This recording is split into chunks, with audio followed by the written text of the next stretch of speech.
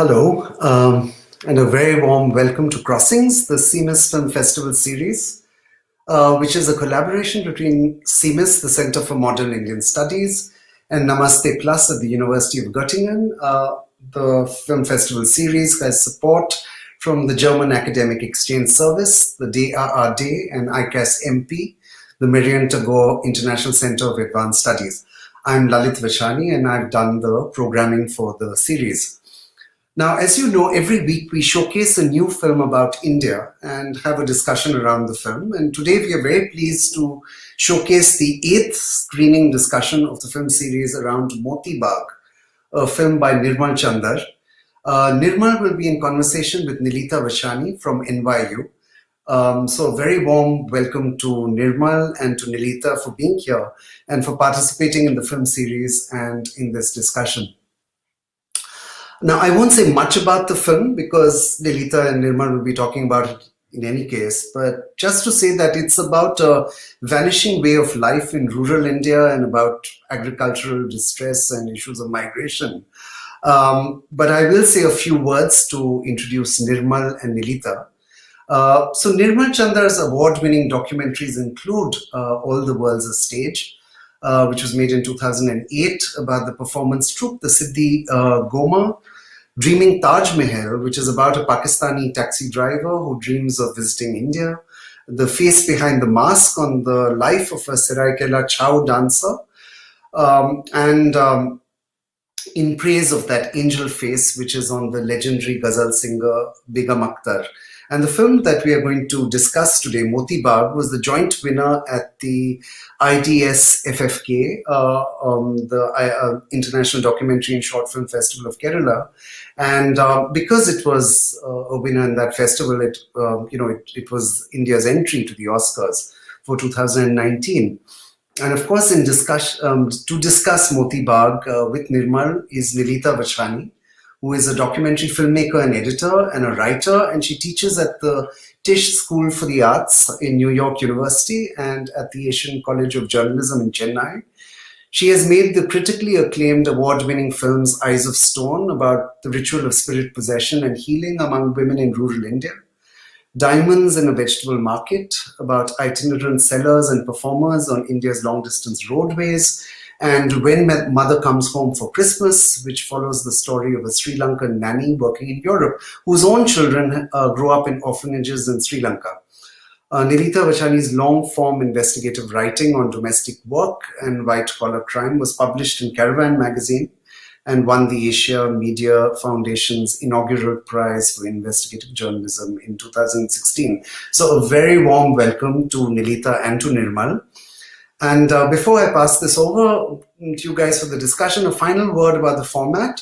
After the discussion, we will be opening the forum to include a Q&A with the audience who are watching the live stream. So to the audience, please do ask or rather type out your questions and Nirmal will be happy to answer them.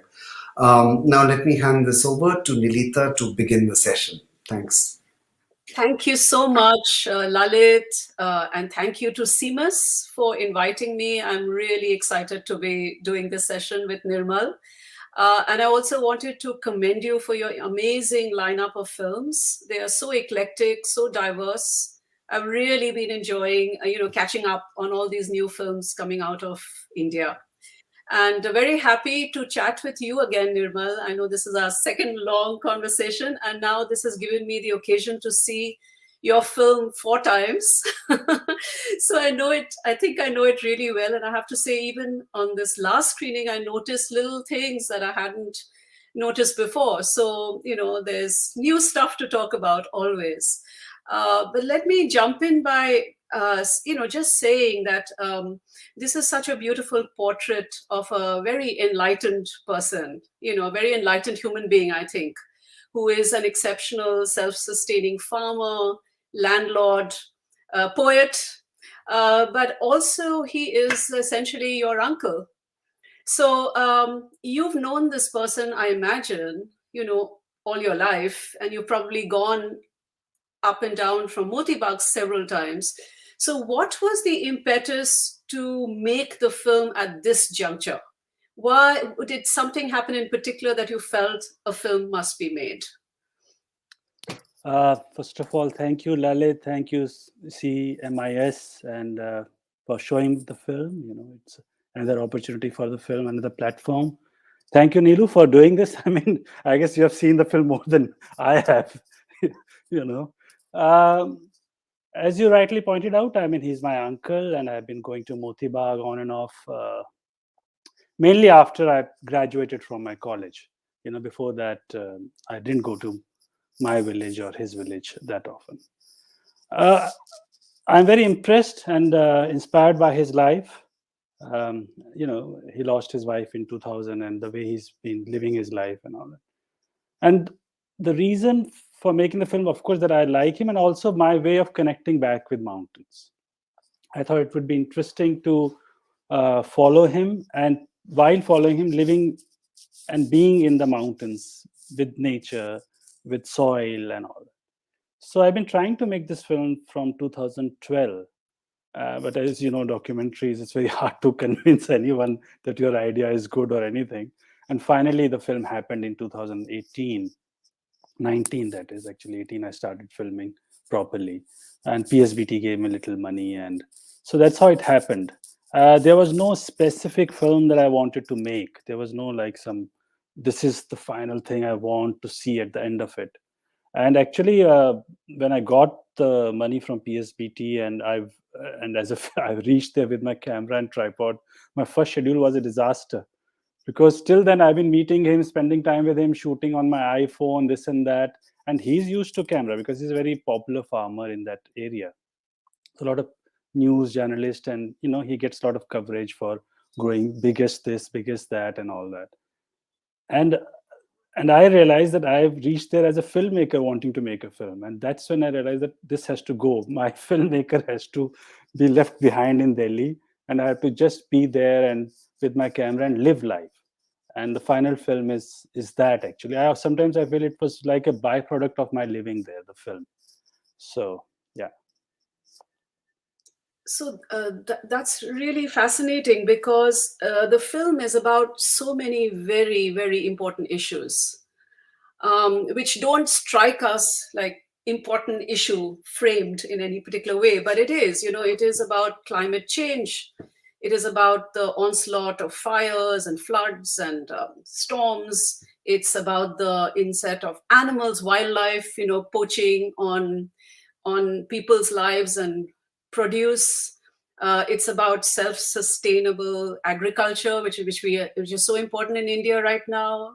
It's about rural to urban migration. All the people who've left Uttarakhand, as you show us in the film, all the empty villages, the empty schools, and then also the crisis of the migrant laborer who comes in and is actually working the fields, the Nepalis who obviously have no hope of ever staying in India or getting some kind of citizenship. So the film is about all of these things, very, very important issues, but you weave them in so beautifully that it is really about this person's life and this person's space.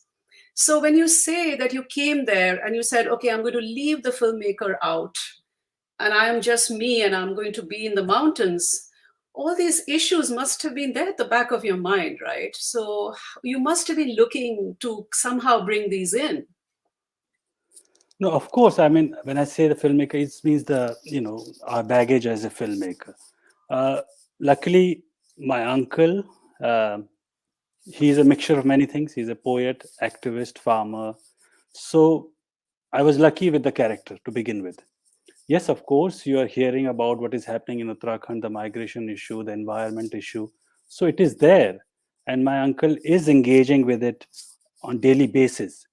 And I see him as a solution to these problems. So, and the Nepali work hand Ram Singh and his problem, I will sit with him and he's chat. So this is before the film, I'm saying 2012 onwards, I was trying to make this film. So I knew the story and everything, but I was not actively, trying to pursue it, because it's happening, it's unfolding every day. You don't have to make an extra effort to make your film happen in that sense. So I felt that I don't want to follow an issue that is my film, or just my uncle is my film. This space, Moti Bagh, because of the Nepali farmhand and because of the way my uncle is and his journalist son, that these three characters were providing everything that you spoke about. It was just how I will do it. But that first schedule told me or taught me that I can't do it, the way I'm thinking, or as a filmmaker, I have approached my other films and all that.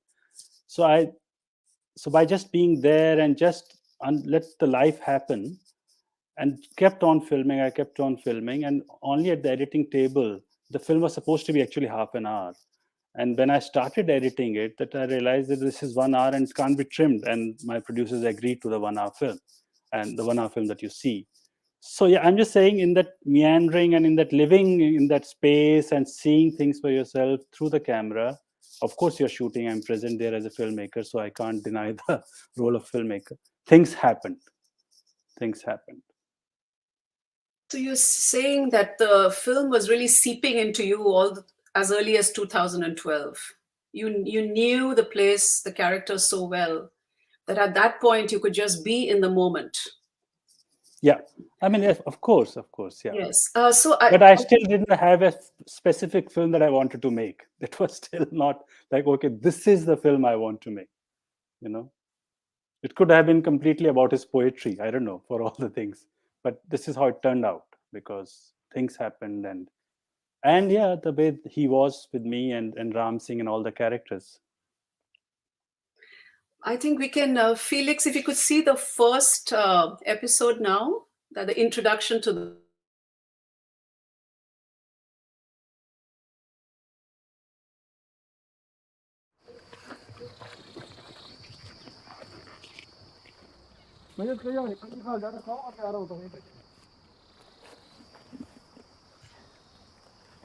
आज छ हम पौड़ी जिल्ला का सांगोड़ा गांव का मोती बाग में। पौड़ी जिला उत्तराखंड को जिला च जगबेटी सबसे ज्यादा पलायन हुई च, और ये पलायन को समाधान को सबसे बड़ा उदाहरण भी पौड़ी जिला में च। मोती बाग का प्रगतिशील किसान से सम्मानित किसान विद्यादत्त शर्मा, जो की उम्र 82 साल च, वो यहाँ को समाधान बतौंदन। यहाँ को समाधान च खेती, उद्यानिकी और वानिकी। विद्यादत्त शर्मा जी 24 किलो को मूला उत्पादित करी, जो पूरी दुनिया में दूसरो नंबर च, और ये देश को सबसे बड़ा मूला। ये वर्ष हमारे विश्व रिकॉर्ड तोड़ने के इरादे च 31 किलो जो जापान को रिकॉर्ड च मूला को वे थे भी तोड़ा मेहनत करने के बाद से, और ये सभी कुछ संभावनाएं छन। मैं 52 साल से एक समर्पित छूं।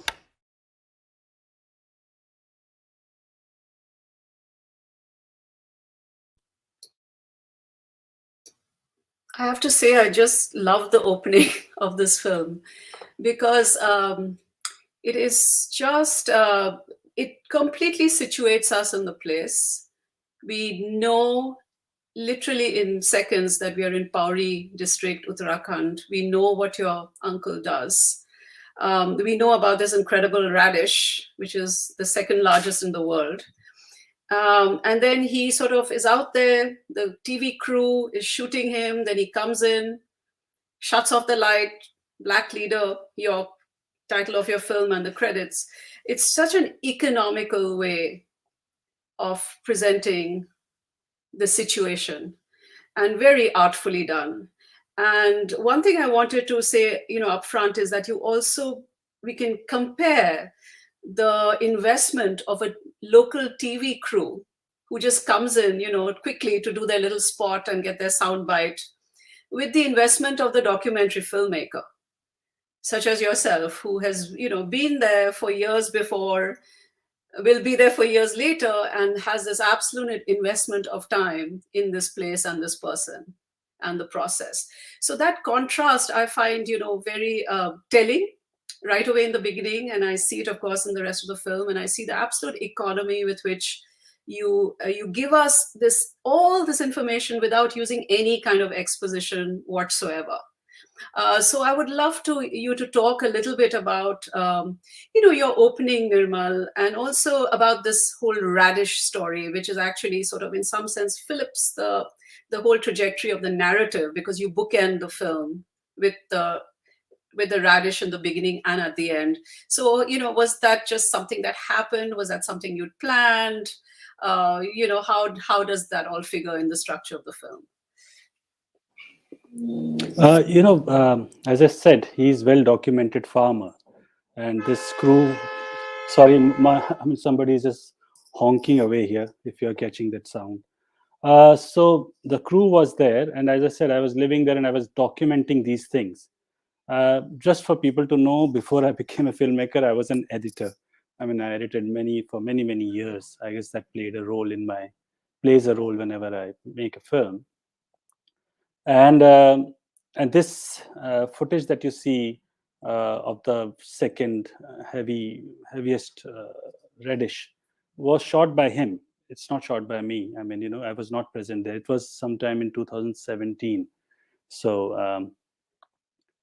So I shot it, but when I sat on editing table, and I was started putting the film together, this was not the opening. I was trying to make it, this mountain and then some sunrise or some him plowing field and some poem came. And it was just not working. I mean, I'm saying that this went on for many months, and that's when again I realized that that my uncle is living there among all these problems are around him, but also life is unfolding. He's living his life, he's not complaining, he's full of energy, he has some perspective about life, about situation. And why am I making it unnecessarily too serious or anything? If you had you played it a little more, the whole monkey menace comes after this thing, and he shows that the whole village is lying empty and all that. So I realized I'm imposing too much of my way of seeing things. And so yeah, after many versions, editing the opening again and again, and then this TV crew happened much later in my shooting days, and so I got this, and then I realized, okay, now I can make something which will, as you rightly said, trim away all the bigger outer issues into just in simple way I can put it, and also tell you that what a farmer he is, and his age and his dedication to keeping his farm going and all that. And at the end, that record breaking attempt of his again was not planned by me. I was actually finishing the film much more before, and then he said, I'm planning to break the record this year again. Last year I couldn't, so I am not going to give up. And so then I realized, I have to keep coming back till this thing happens. So I mean, yeah, I remember I finished my editing and there was a structure because the producer was pushing me to submit the rough cut and all that. And then I said that, and this was sometime in December. So I told my producers that, he's planning this record-breaking event and all that attempt, and I need to film it. They said, we don't know, it is 2 months away and we need to submit and all that, financial year ending. And I said, please do whatever you want to, but I'm not going to film this. And for me, it is not whether he will break the record or not, but it's his desire and his love to, so I went again and again, and that the end happened, and that's how it became the film, starting with this and ending with this. Again, I mean, it was all as it happened.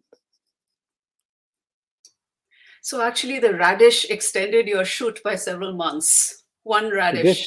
Yes, it did.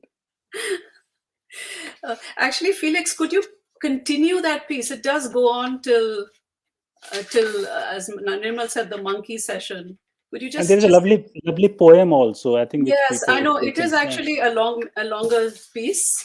Would you do?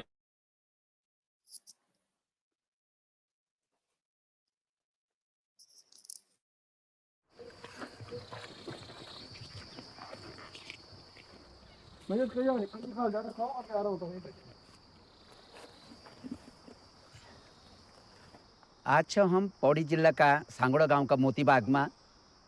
Pauri जिला उत्तराखंड को जिला च जगबेटी सबसे ज़्यादा पलायन हुई च, और ये पलायन को समाधान को सबसे बड़ा उदाहरण भी पौड़ी जिला में च। मोती बाग का प्रगतिशील किसान से सम्मानित किसान विद्यादत्त शर्मा, जो की उम्र 82 साल च, वो यहाँ को समाधान बतौंदन। यहाँ को समाधान च खेती, उद्यानिकी और वानिकी। विद्यादत्त शर्मा जी 24 किलो को मूला उत्पादित करें, जो पूरी दुनिया में दूसरा नंबर च, और ये देश को सबसे बड़ा मूला। ये वर्ष हमारे विश्व रिकॉर्ड तोड़ने के इरादे से 31 किलोची जापान को रिकॉर्ड चे मुलं को थे तोड़ला मेहनत करने के बाद से और ये सभी कुछ संभावनाएं छन मैं 52 साल से एक समर्पित छूं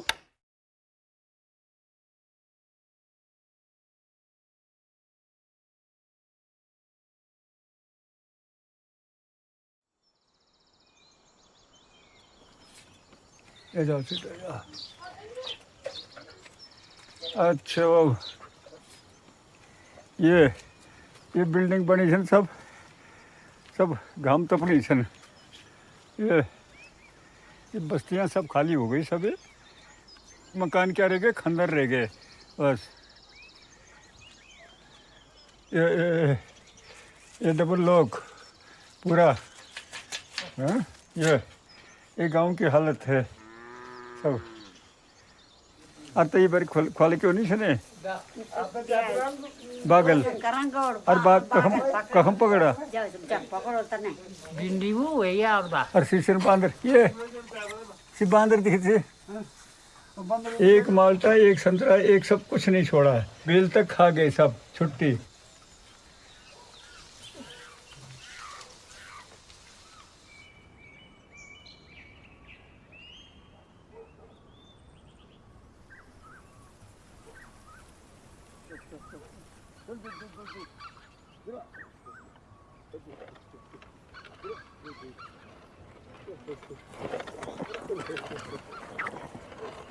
अदगदुमा पोलियों छोम यपकी तो ये बांजरा को पुंगड़ी की भी चल दिखो बांजरा को पुंगड़ी की भी चल दिखो अरे बांदरी आना न दिन में साथ दो बांदरी आना न दिन में साथ दो अरे रात में सुंगुरी टोली देख दो अरे रात में सुंगुरी टोली देख दो अरे कल्लो पिंछो कव्वा करें कदगनो कल्लो पिंछो कव्वा करें कदगनो अरे स्याल सोल बुना छे कि हम बिछो अरे स्याल सोल बुना छे कि हम बिछो अरे समझ महीनी आंधी भगी त्यार सो समझ महीनी आंधी भगी त्यार सो इत अदयालम भी मनानीन अब की दो इत अदयालम भी मनानीन अब की दो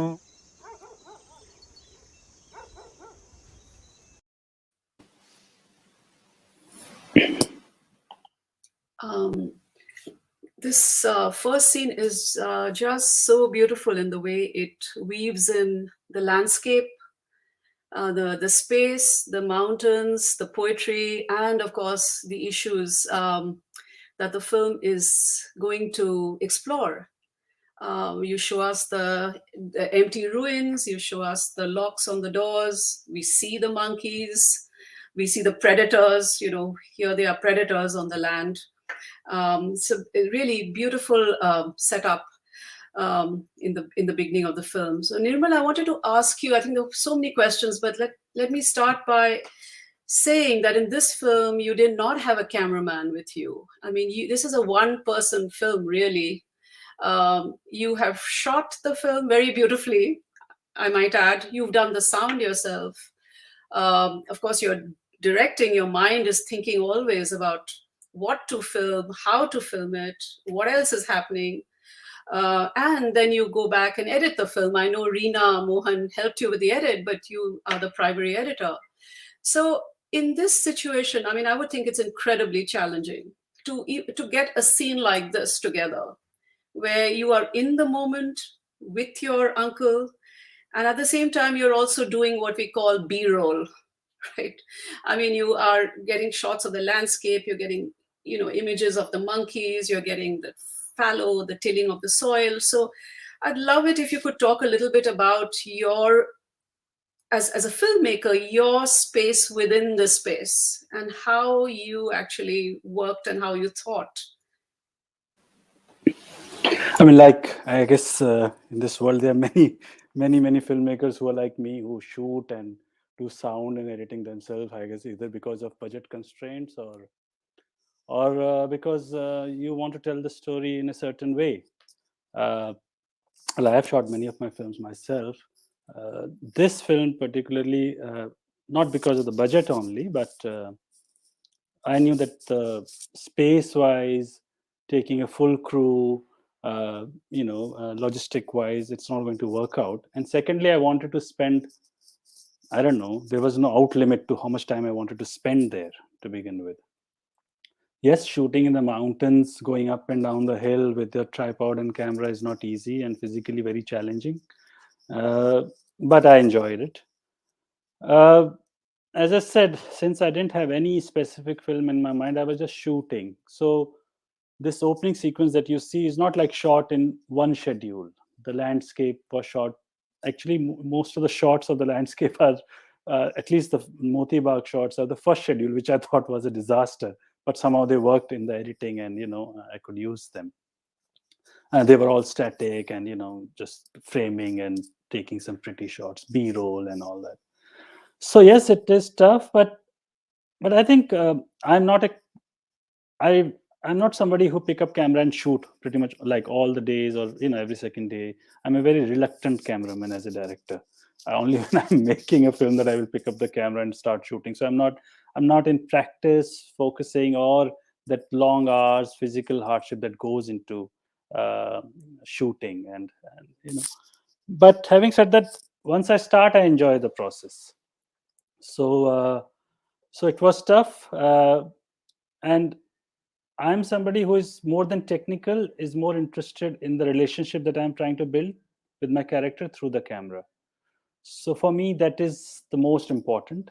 And the technical lacking somewhere here and there, I can live with that. I had all the time to frame or take my time to take a shot. There was no hurry that, in 3 days the schedule has to happen and end and I have to go back. So I think all those, freeing yourself of all that helps. And when life unfolds in front of you and you are present, I think the way it is touching you, it is hitting you, and you are there for almost a year filming, it changes you. And I always believe that the camera, apart from sound and video, captures this feeling. And if, as an editor, I can thread it together in the film, it will be okay for me. I mean, I don't know whether the film will be accepted or well appreciated. That is a secondary thing. But for me, whether the film is making sense to me first is that if I can thread that feeling and the life that I captured, which is not tangible, but it is there. So my mind as an editor is always working in the sense of where the story is going. Here I am dealing with 3 characters and what they are. I mean, there are many more sequences I shot which are not part of the film. So a lot of time what I will do is that, suppose I'm going for a 1-week schedule, I will spend 1 full day with my uncle, put him on a radio mic, or even if there is no radio mic, and I'm just following him whole day. The camera is with me and things are happening, not happening. Then some other day I will just spend time with his son, or with so try and follow if they are busy with something that they are pursuing, or something that you feel can lead to an interesting sequence or a story. You try and see it to the end. It's possible editing table it doesn't work, in the structure of the film it doesn't work, but at least on location. But that also means that you physically you have to put in that effort, days and all that. But yeah, if you're not enjoying the process, I don't think you can last long. And for me, as a filmmaker, process is actually more important than the film, because you can never make a film which you think will work for people. You don't know. There is no formula for it. The only thing that will stay with you is the process. So better enjoy it, and let's see where you reach with it. I think that really comes across, the investment in time and the commitment, and the fact that you are very much at ease in this environment, and everyone in the environment is very much at ease with you. That comes across in every way in this film. Let's talk a little bit about the poetry in the film. Your uncle's poetry. I mean, I remember as a child growing up and hearing this kind of storytelling in song and in the Bhojpuri language. And for me, it brought that back, because the poetry it's about mythology, it's about folklore, and then it's very much about what's happening right now in the area. and things that are important to your uncle. So can you tell us a little bit about how long he's been writing this poetry? Does he publish it? Is he also known locally as a poet? And did you, in some sense, find your way into the film also through the verse, through the poetry? My uncle actually, this is an interesting question because he's only started writing poetry as recently as 2000, after he lost his son. And he was telling me that just before his son passed away, 3-4 months before he passed away, he just found this interest in writing poetry. And his son used to write poetry. So he was saying that there was signal that he's going and that energy is going to pass into me and all that. And he has written 7-8 poetry books, actually. They've been published. I don't think he's known as a poet in that area because, but he loves reciting his poetry. So if you meet him, he will be ready with some phrase here and there that is appropriate for that situation. And I love his poetry. So the only thing that, to be honest, I was clear about in the film was that I want to use his poetry. Nothing else that I was very clear about. Yes, I will be filming and whatever comes out of it. And as you rightly pointed out, his poetry is a critique on what is happening around him, socially, environmentally, and, So, and of course, and he also writes in Hindi. Most of the one that I've used is in Garhwali language because of the rhythm that he can generate with it. But Hindi also he writes, yes, I can see in some of his poetry me there, in the sense that somebody coming from outside, just coming for some fun and rum and whiskey, and he has written poetries like that also on people who just want to come and exploit and all that.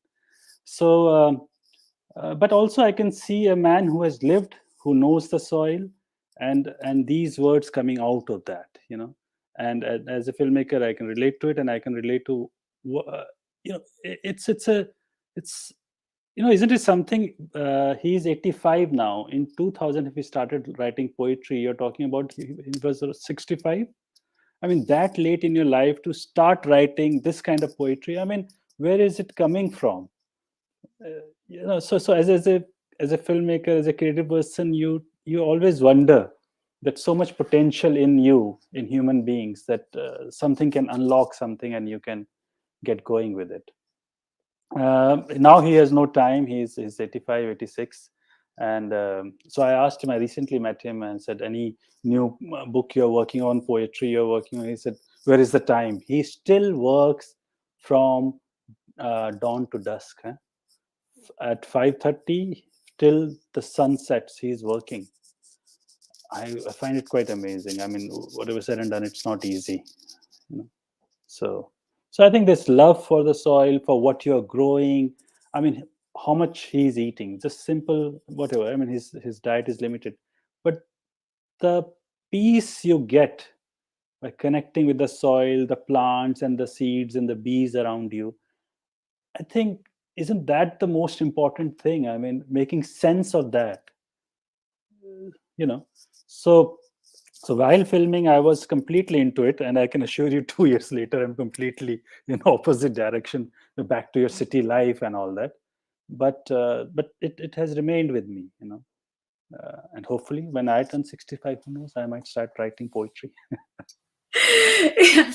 Yeah, well, hopefully it won't be grief that'll impel you as it did with your uncle.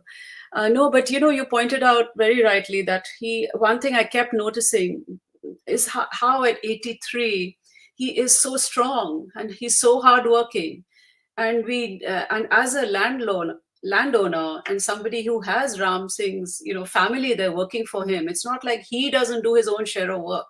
He is working right alongside, whether it's tilling the soil or planting, or even there's that storm, the Andhi, the way he's trying to patch up the window, putting the stones there with a completely unflappable. It's not like he's worried about the storm. He knows he just has to do what he has to do. So it's very Can I just add a little story to this storm thing, because I think it's So what happened? The storm came, and the roof was off, and everyone was running here and there, and his son was there, so he was trying to call people. It has to be fixed. Night will come, and then it will get difficult. And I'm looking for my uncle. Where is he? He's sitting in his room, and the maize seeds he was trying to separate.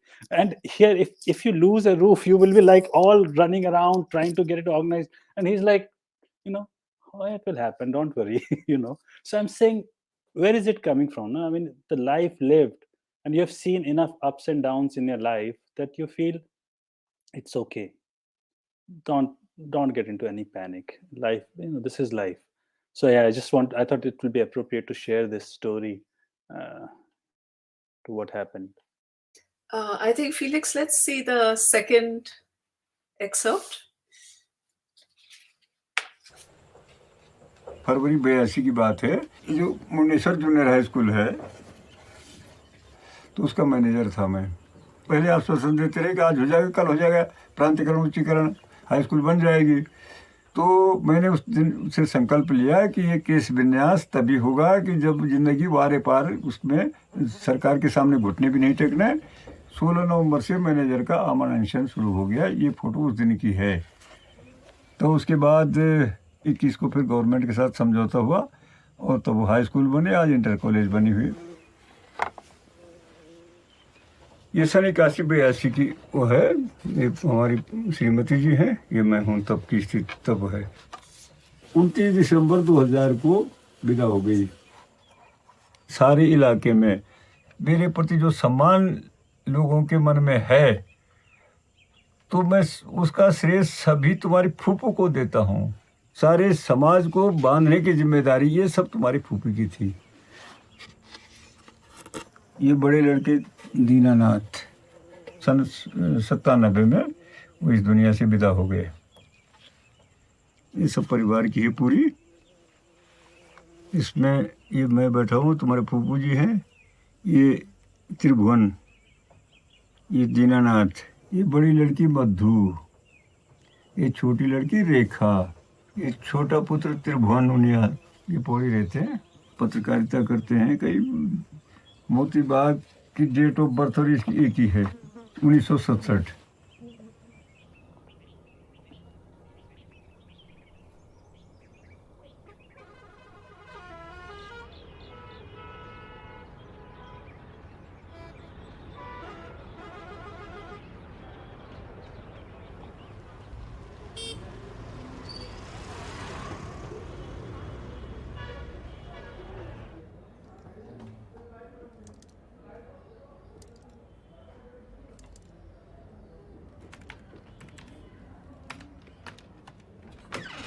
अरे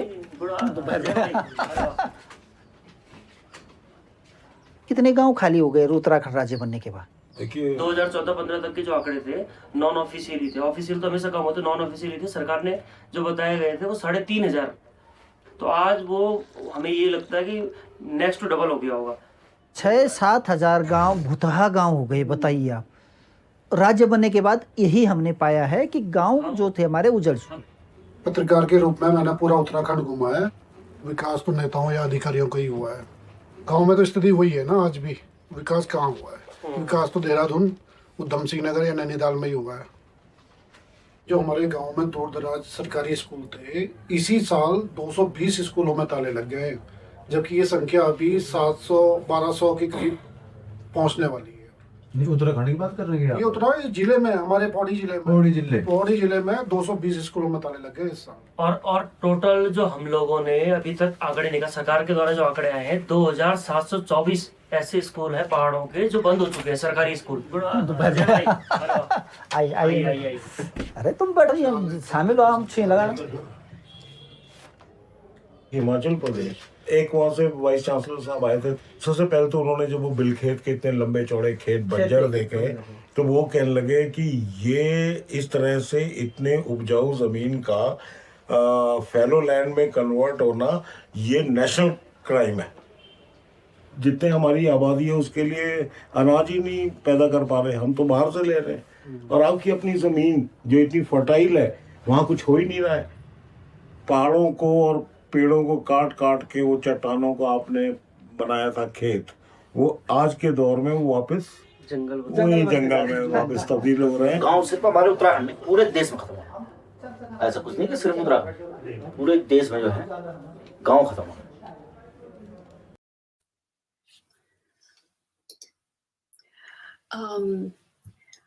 This extract, I think, is very important because it also reveals so much of the way in which you edit and tell a story. But let me start with the beginning first, which is the Vidyadutt Sharma ji, and the photographs that he's showing you and the stories behind the pictures. And that makes me realize how, for this man, the personal is completely the political. He, in that very Gandhian fashion, which is so completely out of fashion today, the manner in which he took on this fast and grew his beard and said, I'm not going to shave this beard until I get my high school. Such a beautiful story, and told, just in a few lines from the person himself. And immediately, as a viewer, I feel this is a person who lives his life politically, and everything he does, he's an activist in everything he does, right? And then, of course, in that storytelling, in the pictures, we realize the tragedies of his life as well. The son he lost, which, as you told us, Nirbal, was the reason he started writing poetry, which I didn't know. And then his wife, losing his wife. And then I don't know if people who don't understand Hindi would have followed this, but it's very beautiful how he doesn't really refer to his wife by her name, as is the tradition, but he looks to Nirmal and he says, your aunt. It's because of your aunt that I got the respect that I did. It's because of your aunt that I'm reputed. Very, very beautifully done. And then after that, of course, we follow your second character. You said your film is made through 3 characters, and your second character is Sharmaji's son, who's the journalist. And now suddenly we are in this other space where they're talking about how the villages have been abandoned and the schools have been closed, and very, very important information for us as viewers to get, but again, in this very organic way, through a meeting that is actually happening. So again, Nirmal, to take you back, first as the filmmaker at that moment, and then as the editor, putting all this together. So this just happened on a day you decided to spend a day with your cousin, and this just happened, or did you say to them beforehand, it would be interesting if you would talk about the situation? How did this meeting just happen and all this important information come out about so many locked schools? Oh no, that was this sequence with his journalist friends. I mean, it's a building there, and all the journalists, all the publishing house and newspaper houses are there. So as I said, I've been going there for all these years. So all of them meet, and my cousin brother's office is a place for all these journalists to meet. So I had this, obviously I've seen it, and I thought it will be a nice thing to shoot. And so in that sense, I asked my cousin brother if all of you can come and talk about the situation in Uttarakhand. What to talk, obviously, I don't know. In the sense I know and not know. But whatever was pressing, and different people spoke about different thing and lands and all that. So yes, in that sense here, my filmmaker instinct are playing, and I'm trying to make things happen, but not necessarily guiding what to speak. But yeah, that I've seen these people talk about these issues and share their whoever goes outside to cover and come back and share the news and information. So that will be nice to bring in my second character like this, with some information and what. And had you played the clip little, more, then you would have realized that he talks about that he was part of this movement for the statehood of Uttarakhand and he was beaten up and all that. So, so I thought it would be a nice way to set up this character. So, of course, here we see change and the generational gap in some sense, because of your editing, what your uncle fought for was a school, was the high school, which then became an inter-college, as he tells us. So it's very smart editing, because now we are talking, we are in the follow-up scene, we are hearing about, what did they say, 250, 300 schools closed just that year in Pauri district. You're muted. Sorry, I'm sorry. Yeah. Not in that year, but so far, so many schools have closed Right. down in just one district. In And one Uttarakhand district. Uttarakhand has 13 districts, if I'm not wrong. So just imagine. Yeah. So that sense, of this one man who, because of whom this first inter-college came into the area, and now he's in his 80s, and you see the decimation of the entire educational system and the decimation of the rural agrarian system all around us, again happening organically through his son's eyes. It is just another example of how these really large issues are just played out in this film at a very, very local, personal level, and through relationships. I mean, yeah, of course, it is heartbreaking for somebody like him to. I mean, even that school that he fought for, there is talk that it might be shut down because not enough students there. I think there are only some 50 odd students. Because of the migration, everyone is leaving, and there are not enough students. Teachers don't want to come. So I hope it doesn't happen in his lifetime. But it's a sad situation. What is happening in Uttarakhand, at least in few districts. One is Pauri district, which is very badly affected by it, and what people fought for, and where the state has reached. Whatever they desired and they dreamed for, and gave their lives for, and where it stands.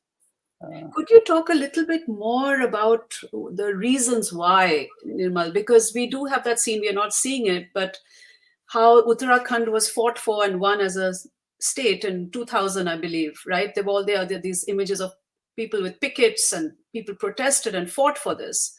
And then how come, again, in a matter of 20 years, people who fought for the state, how come they all left?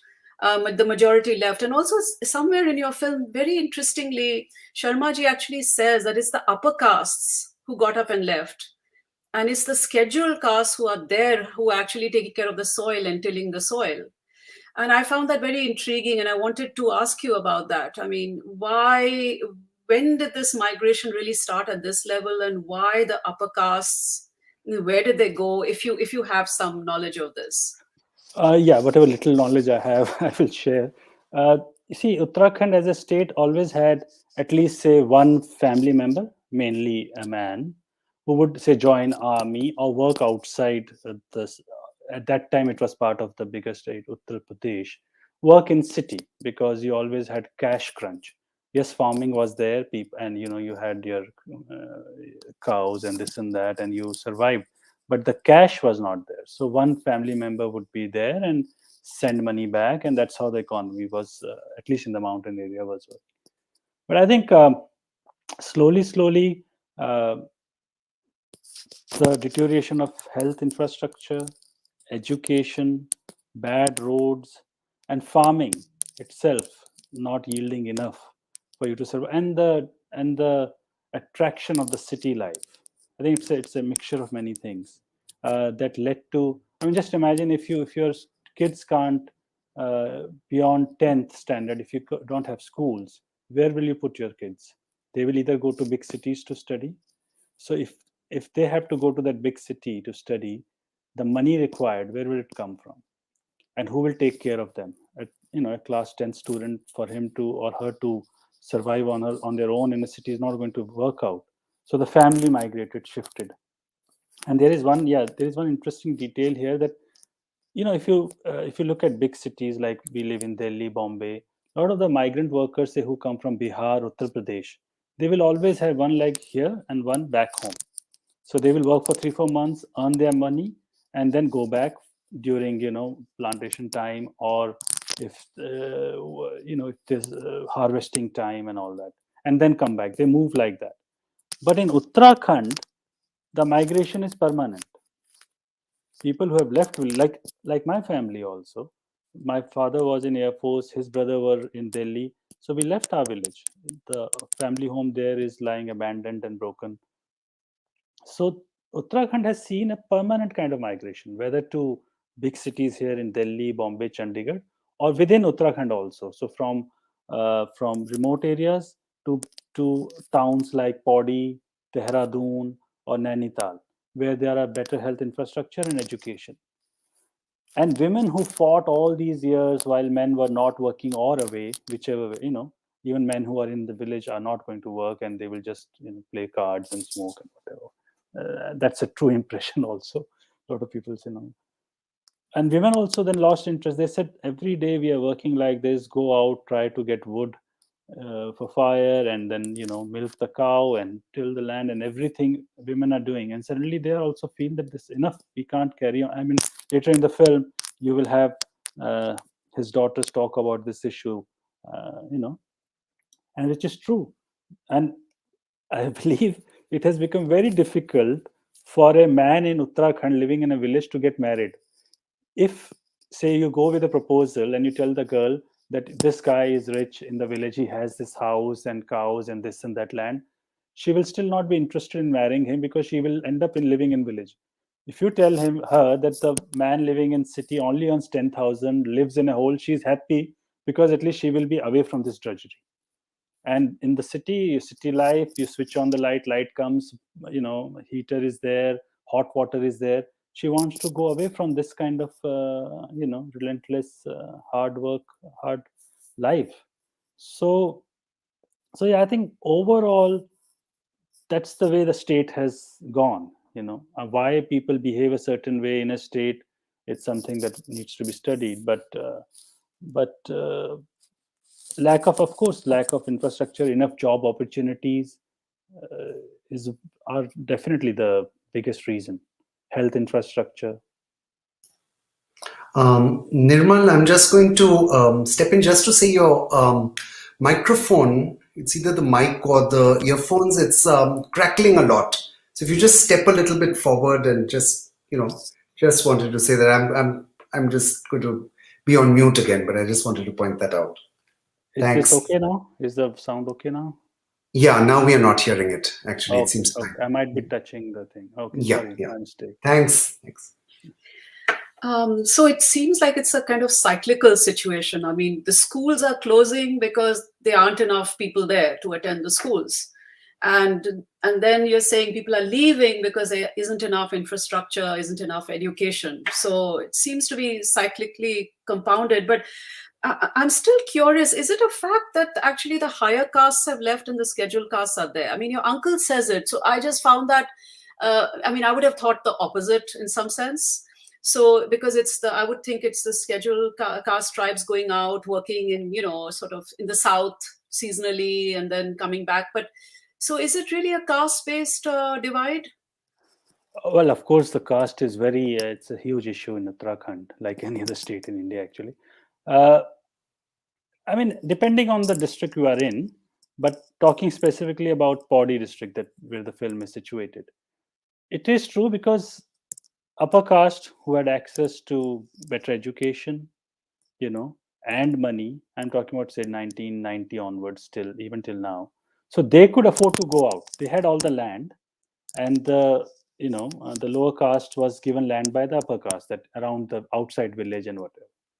But so they felt that education gave them opportunity to travel and earn better, and in the process they left. So the lower caste who is left in the village, then whatever little upper caste, like my uncle he's an upper caste, so, and they felt that this land can't be just left like this, and so they grew in strength and in power, which is great. And so in many villages that's the case. That is the situation, because they didn't have the access to better education or money to travel outside. Somehow, coming, I don't know what's the mentality, but for them to come and work here, I'm sure even from lower caste, a lot of people come to Delhi to earn cash, but the rest of the family feel that still they can make their life there with the land they have got, grow their own food and cows and whatever, and this cash coming from outside will balance their life there. But upper caste must have felt a certain way that, oh, this place is not giving us enough. The schools are not going to get better, the health is not going to get better, and we have access, so let's go. So it is true in depending on where you are in Uttarakhand, but yeah. Of course, the greater irony then is that the lower castes who are there are not willing to do certain kinds of work that only the Nepali will step in and do, right? As your film shows us, like removing carcasses. Yeah. I mean, all the road work in Uttarakhand, you will not find Uttarakhandi working there. It will be either Nepalis or Biharis coming from Bihar and from Nepal. Nepal shares border with Uttarakhand. So yeah, that's what I'm saying. The society and its outlook and where they see themselves, and what they want to do and what is lower end job, and we can't like Uttarakhandi person from Uttarakhand. You will find a lot of them in Delhi working in hospitality business, in restaurants and all that, or washing dishes. You catch them doing all that in Uttarakhand, they won't do it. I mean, you can understand. I mean, it's not that he's going to get some huge amount salary working in Delhi washing dishes, but for him, it's an act of, it will be very shameful to do it there, and what the family and people will say. But he's happy doing it here, but he won't do it there. And now there is a new drive, homestay, and Uttarakhand as a tourism also is a very important state. So things are coming up, and if people stay there, if you get 10,000 salary living in Uttarakhand in a mountain, whatever homestay that you are running, and you get 10,000, what is better? 10,000 there would be far better. I mean, you're expensive, but I think the lure of big city and the comfort they think you will get, which is a typical thing, also for people coming from Bihar, Uttar Pradesh, and all that. Any migrant worker would think I have a better life out there. When actually, if you get a good salary, and of course, yes, a wife. If you have a wife. If you have a wife, and of course, even if you get the money, but there is no school, and then again, it's like a cyclical thing that you're in the same trap. So obviously, things will improve as people understand the situation here in cities, that it's no better. And environment-wise and education-wise, if things can be improved there, education-wise and health, I'm sure you will have people like pandemic. A lot of people went back, and now again everyone is coming back, because it's not that suddenly there is a lot of work there and infrastructure and you can earn. But many have stayed back. I mean, they have tried starting to run their own homestays or little bit of mushroom farming or poultry, and see if things will work out. So I guess pandemic has given a new way of approaching life and thinking that you can make your things work back home in mountains. That's really good to know. That's an important point. The pandemic making such a change. Felix, let's see the next excerpt 3.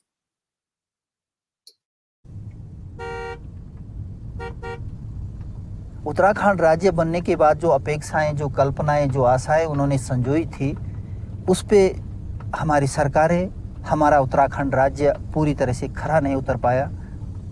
जितने मंत्री संतरी हमने देखे यहाँ पर बने, तो पहले बिल्कुल आम आदमी की तरह थे। आज उनके बंगले इतने बड़े बंगले हो गए हैं कि जैसे राजमहल हो। परंपरा बन गई है कमीशन खोरी उत्तराखंड की।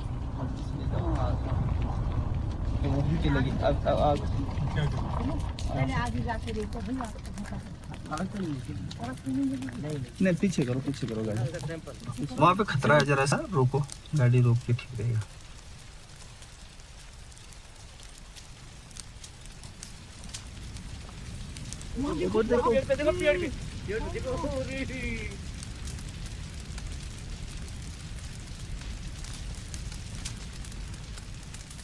दस ग्रहों इकट्ठ होण, धरती खंड मंड होण, 8 मई प्रलय होण, तिल बिसूण मिल बिसूण, पर ये से ज्यादा अब के होण, ये से ज्यादा अब के होण।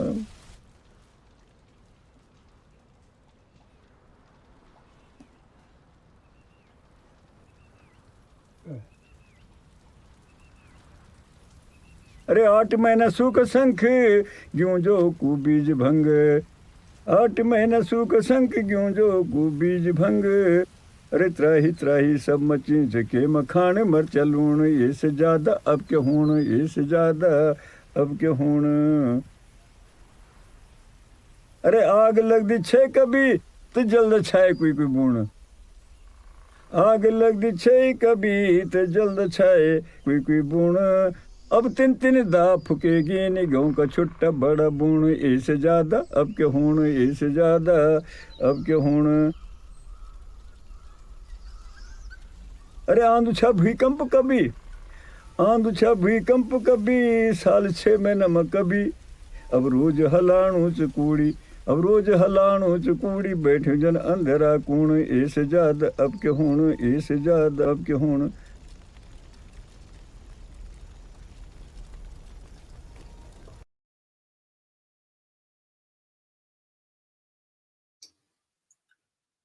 I think this, this film is really timeless because it's so much about now climate change and where the world is headed, and the kind of almost apocalyptic end towards we are all seem to be headed. I think anybody watching this scene will immediately think of, the fires in Australia, the fires in Brazil, the fires in California, the fires in Greece.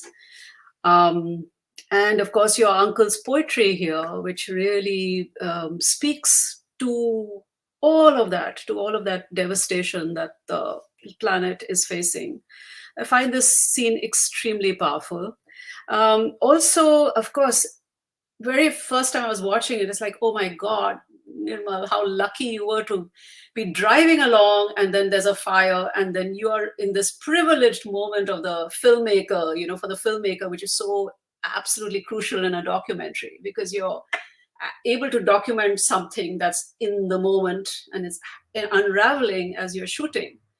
And then, of course, I will let you tell everybody about that scene and the construction of that scene. But it is so amazing that you're driving down. There's your cousin, the son, talking about part of the problem in Uttarakhand, which is bribery and corruption, which is yet another part of the story we haven't visited so far. How people who lived ordinary lives earlier became ministers and then, live in palaces. So we are aware of the kind of level of corruption which adds to the problem. As he's speaking, there's a fire, and then it's all about the fire, and you're out of the cars, and then it's about the climate. So if you could talk about how you shot that and edited that. First of all, that if anybody noticed this interview where he's talking about the bribery in state and the politicians who now live in palaces, was shot at different time, and the fire thing happened at different times. So it's all structuring and editing, and it gives it seamless flow, I guess, to the whole thing. And even this wildfire in forest fire was shot over days. I think I can easily say that Uttarakhand has, there are seasons, snow, monsoon, summer, and there is a wildfire season also in Uttarakhand. Every year from come April, May, it's wildfire. Even this year, it was bad. And but then again, I mean, as you rightly said, you can't plan these kind of things. You have to be there and things happen and you are aware and you shoot. And this is what happened. I mean, we were traveling, we were going back to Podi, that's what I remember. And I had an iPhone. This whole thing of him coming out of the car and them saying, look at that fire. And, it's all shot on iPhone because I couldn't be, so I was driving and then I was from, one hand, you are trying to shoot. And but then again, I just shot it saying that, okay, this is unfolding in front of me and how I will use it in the film. It all came together on editing table. I mean, like even the pan from my uncle close, and it goes to all the smoke coming out. These are random shots taken and not necessarily with any structure in mind. Though having said that, I knew about this lovely poem that he has written that I've used in the film. And so I thought, let's see what will happen if I can make sense out of this random footage and make it work. And that's how it happened, I guess. I think you're just very humble. I don't know how you can call that a random shot. That shot with the uncle just sort of moving, just that absolutely commonplace moment. And then you do that amazing pan, and then you sort of go and capture the whole fire. That is just like totally gorgeous shot. And that's why I feel, one person with a camera doing it all, and I'm filled with awe, because it's not that kind of one person shoot where shaky camera, I'm following this, now that, because someone's moving. It's not that way at all. It's very thoughtful and very, very beautifully executed. So just kudos to you for that. I mean, I just am saying it's a coming together of many iffies that happen on location, and then you feel you can join it together and make sense. That's all it is, And I love editing process, so I guess it comes together. But I have to admit, and I don't know if there are other people in the audience who felt the same way, but I am an editor, and you completely fooled me. I never thought the fire scene was two different scenes put together, or there were two different cameras at work here, one being an iPhone. In fact, I noticed the change in clothing, and I noticed that your uncle is sitting in the back seat.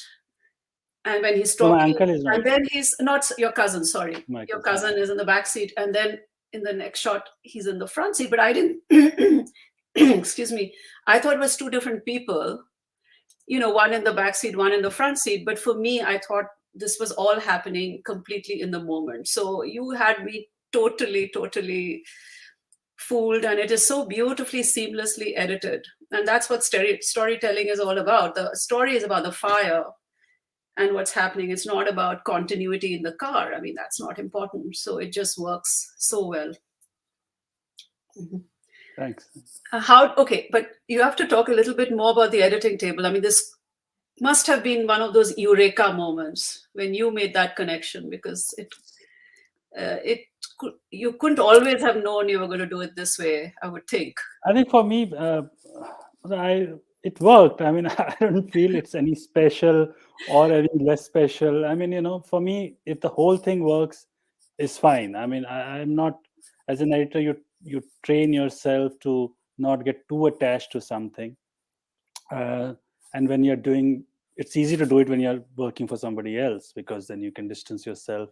I think as a filmmaker, directing, camera and editing, try to keep that objectivity is always a difficult thing. And as you said, that rightly said, I usually do all the rough cuts of my film.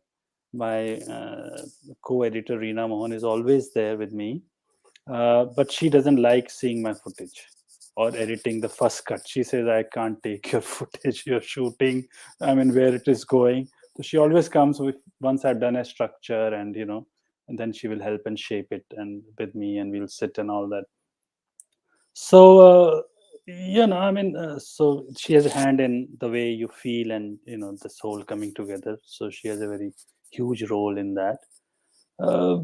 But I somehow I see things in totality rather than in parts. I'm sure the parts can work also, and this is a case where it works, and it works for you. I mean, it works for me also in the sense. Okay, so but yeah, I mean, I don't know how to. What makes it work, I don't know. And how you can make it work, even that I don't know. I think it can only make you feel a certain way, and you hope it will work. But if it works, and if people tell you it works, I guess it works. Okay, let's see the next excerpt.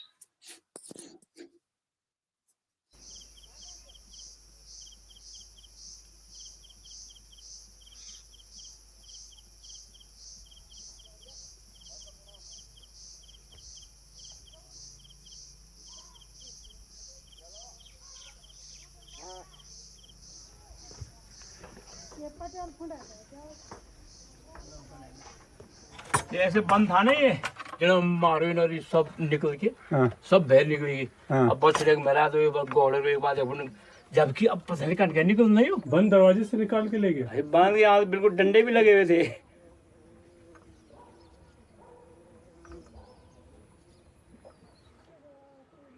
आप लोगों के बच्चे आते हैं आपसे मिलने कभी कभी जाला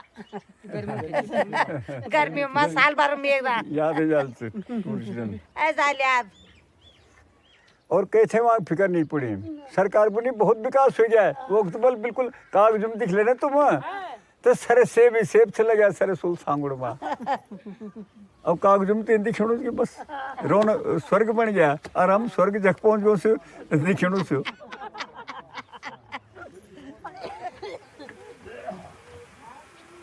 निको जुपन और वो पूरी ये गढ़वाल थे कि खेग जाली सब बर्बाद करें। अभी तो आप लोगों को समझ हुए थे हम कब तक संभाला सुनो सही ये बताइए कि आज अगर हमारा खत्म अच्छा कुछ नहीं पता नहीं क्या नेपाली खुण एक रोजगार चे बिहारी खुण रोजगार चे गढ़वाली खुण के लिए नहीं लोग है ना इनका सलमा भाड़ना में ये ज़्यादा कोई फर्क नहीं इनका कि गाँव तो छेबल मेरी भी और ढसाक लगे तेरी भी इनका ना सरकार क्या कर सकते थे अगर हम खुण भी सरकार से और हम काम करना चाहो लेकिन वो खूणों पर आया अच्छा खूणों पर और सरकारों भी जरा मदद मिल गया और मौज हो गया बस छुट्टी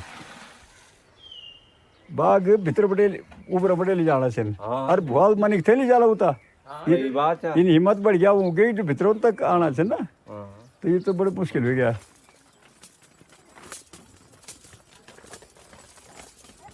कल पूछ दे हे बाग दादा कि आज तुम इथे राज बते जा कि गौंत पोड़ गए आधा बांजा और तुझे जंगल को राजा JRY माँ मनरेगा माँ सुरेगी ने 10-10 दो बाटा तू क्यों जानू तो भ्यागर पाखा तू क्यों जानू तो भ्यागर पाखा हिट ले दी यूं ढूंगे मलाटा हिट ले दी यूं ढूंगे मलाटा बाग बुनुचे सुन रहे दादा बाग बुनुचे सुन रहे दादा मिलत सदने बस पुटिक सुत्याला लेंद मरी छे गेबणी के की अरे कनके हिटने बाटा बाटा पर बोहड़ पड़ गए तो छून छो में और बुकिरें तो कत गए दिन दादा पर तिल तमवाड़ का कफन छाड़ा तिल तमवाड़ का कफन छाड़ा तो ऐसे बड़ी मेरी मर्यादा तो ऐसे बड़ी मेरी मर्यादा।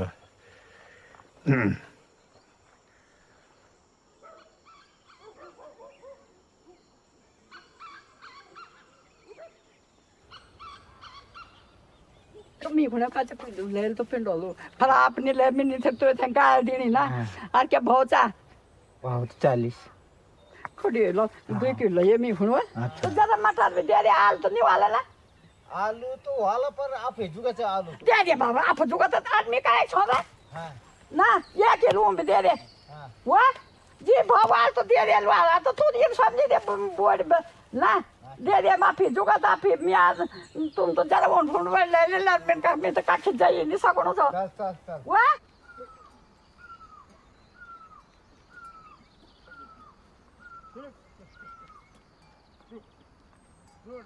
सारे गढ़वाल को उत्पादन करके खिला रहे हैं लोगों को तो ये सब उनकी मेहरबानी है नेपाली लोगों की। नेपाली यहाँ नए आए गांव में तो मुर्दा घर में रह जाएगा मुर्दा उठाने को आदमी कोई है नहीं। वही जब कहीं अभी परसों की बात है अभी 5-7 दिन पहले की बात है कि कहीं फिर बुढ़िया कोई मर गई तब दूसरे दिन नेपाली ढूंढे जब तब अर्थ ले जाने के लिए मिले। ये यहाँ तो मुरी किन दिस तो बिना मासी लेकिन भाग्न सक्नु के केलाई बुढो हुँदै मर्ने दिस काट बनाएर काट दिन्छ यो मलाई छेद दिन्छ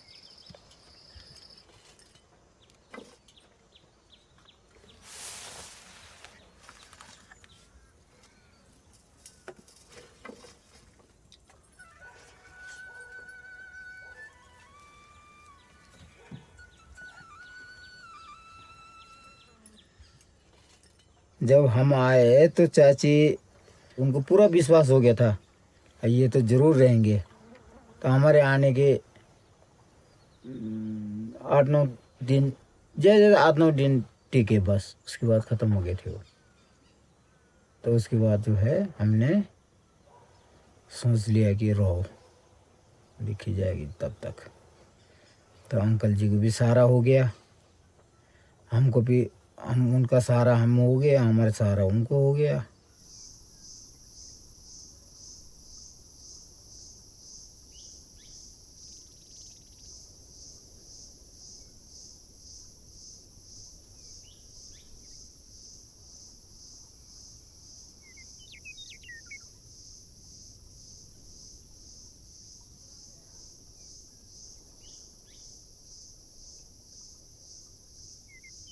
जीवन में मेरी आई थी बन करके तुम सपनों की परी, फेरे थे फेरे साथ कभी कुछ शर्त हुई थी, बंधन की कुछ शर्त हुई थी, बंधन की। घन घोर घनी विपदाओं में सब शर्तों में तुम अटल रही, मैं कई बार तुमसे हारा, मैं कई बार तुमसे हारा, मेरी हार हुई तेरी जीत हुई, मेरी हार हुई तेरी जीत हुई।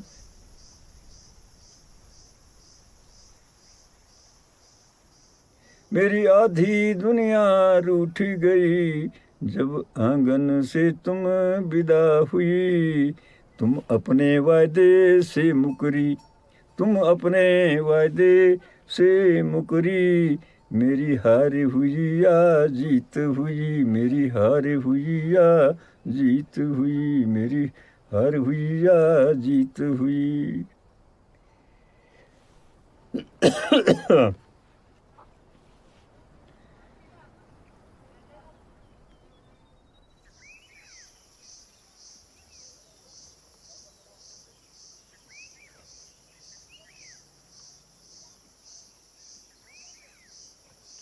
अगर सीजन बढ़िया रहेगा तो ये लगाओ कि 2.5-3 लाख तो बन जाता, मतलब खा पी के। अगर आप 2.5-3 लाख कमा रहे तो यहाँ के को आसपास के गांव वाले तो कुछ भी नहीं कमाते?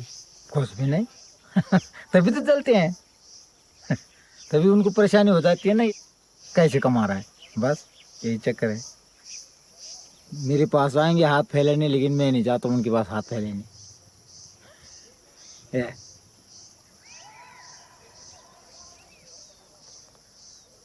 पर जो आप उगाते हो, जो करते हो, वो आपका अपना है या आपको? ना ना, अपना है, वो तो अपना है, किसी को नहीं देना पड़ता। अंकल जी तो बहुत ही बढ़िया, सब उनके ही भरोसे में तो हैं। अगर वो नहीं रहते, हम रहते तो टिकने कहाँ देंगे हमें यहाँ। 2 दिन में जीना आराम कर देंगे।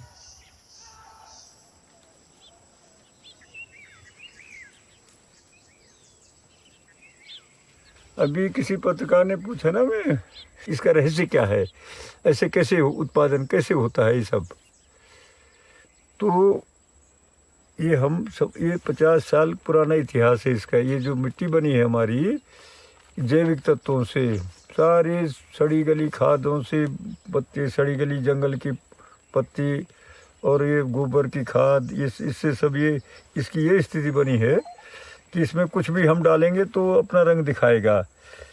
तो पूछने लगे क्या रहस्य है इसका, तो मैंने उनको समझाया कि रहस्य कुछ नहीं है, कोई जादू नहीं है हमारे पास, पर यह है कि तेरे राम बसे हैं मंदिर में, तेरे राम बसे हैं मंदिर में, और मेरे राम खेत खलियानों में, मेरे राम खेत खलियानों में बसते हैं।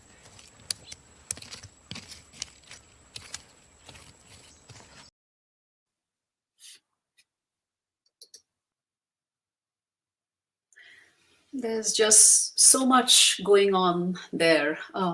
Really, lots of stuff going on. I love the way, you add another new inflection to your uncle's personal story, bringing in his love for his wife, and with this again through poetry, and when she left him, and then this sort of almost like a miraculous tale of Ram Singh, your third main character, who just says that the family had just moved in, and so they hardly met the aunt, and it was almost like she felt that he would be well taken care of, and he left. So the kind of the myth, folklore, magic that's there in the poetry almost seems to translate into real life. In the perception of this Nepali family now, who are seen in your film not as migrant workers but as part of the family. That because your uncle is such an unusual, incredible man and landlord and landowner, he is treating them as family. And here I just wanted to say, Nirmal, that the way you shot Ram Singh, in the shot where he's lying down on the charpai, and you're low, and the way you're talking to him, he is not there a worker. He's not a serf. He's not a servant. He is in the moment of leisure in his home, completely comfortable. The whole gesture, the way he's lying down, and the way he's talking to you, that kind of equitability, the equalness in that shot, is then reflected in the way he's treated by your uncle, and then the information the film goes on to give us, that he actually earns as much as he does, which was of course very surprising to me. $3,000 or $4,000 a season, as somebody who doesn't own the land. The fact that he can make this kind of money, and we realize, of course, it's a very, very, very unusual situation, and it's unusual because of this incredible person, whose land it is. So I don't know what my question is really, other than to just again appreciate the way you weave in all of this through the storytelling and through the poetry and through the editing. And if you could, talk a little bit more about the way you decided to tell Ram Singh's story in the main story of your uncle.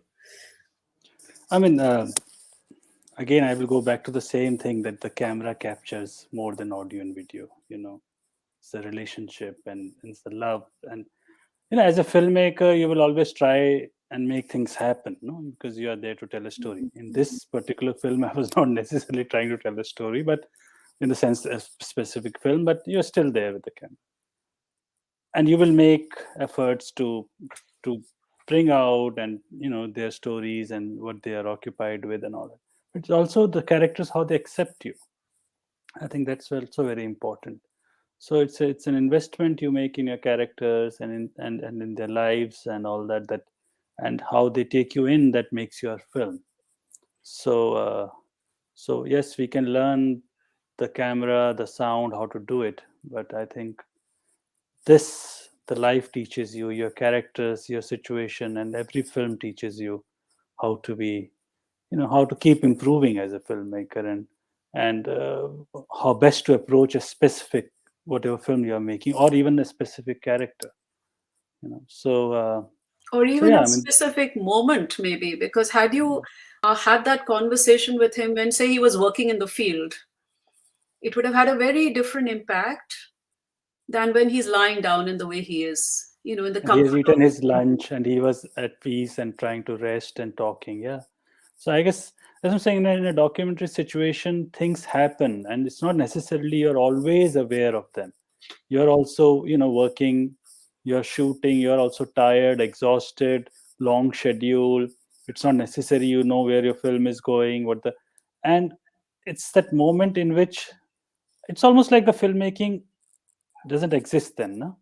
The camera is just recording quietly and is also present just as another human being who is listening to this character. And I love those kind of moments, and hopefully they will stay with me. But it's very hard to teach these things, no? If you want to teach anybody filmmaking, how do you teach these moments? These you have to live yourself and put yourself through these. I mean, it's almost like you're sweating, it's hot, you're tired, and suddenly a moment happens and you feel it made my day, even though you were so exhausted and you wanted to pack up and go home, and something happens, magical happens. That is life. Right? It's not separate of filmmaking. But yeah, for that to happen, you have to have your characters who feel comfortable with you and who accept you. Mm-hmm. So at this point, again, the film brings it all together. We know the local population is not there. We know the people who are there are not willing to do certain kinds of work. We know the Nepalis and the Biharis are there doing that kind of work. And then, of course, I think the question is there in every viewer's mind, probably by this point, that your uncle is, after all, 83 years old. He's not going to be there very long. And then what's going to happen afterwards? I mean, he seems to make everything happen, including that other wonderful scene, which we're not looking at.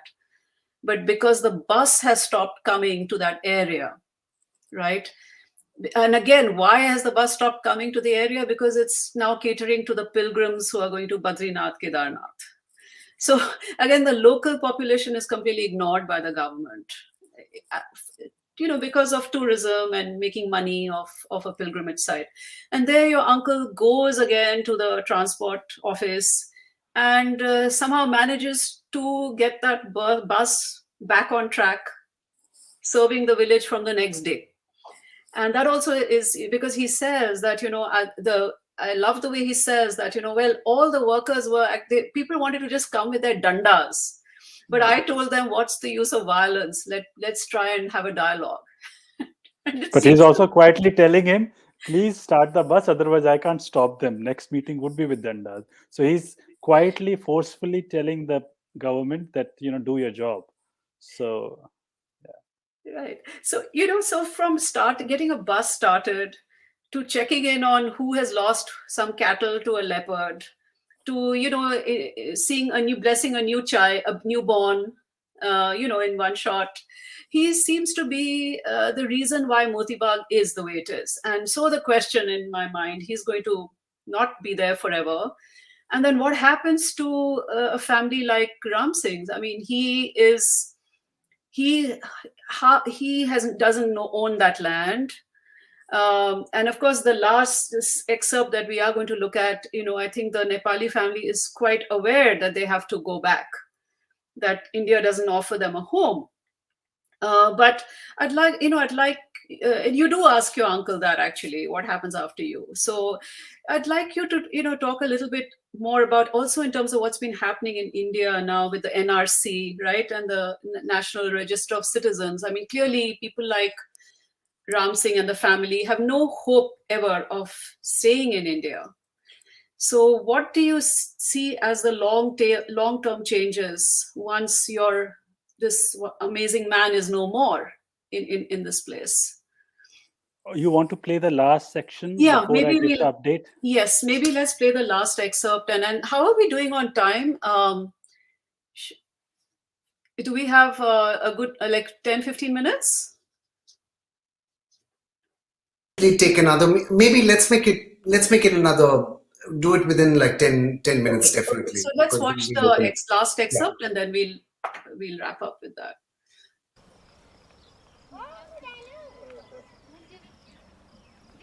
अरे उसको नहीं हुआ है ने अच्छा जी लो अच्छा जी ठीक है मेरे नाटिन ठीक है ना ये बरखा ये देखे छोटी आ गई है देख कहाँ है बरखा सोई हुई है अरे रे रे रे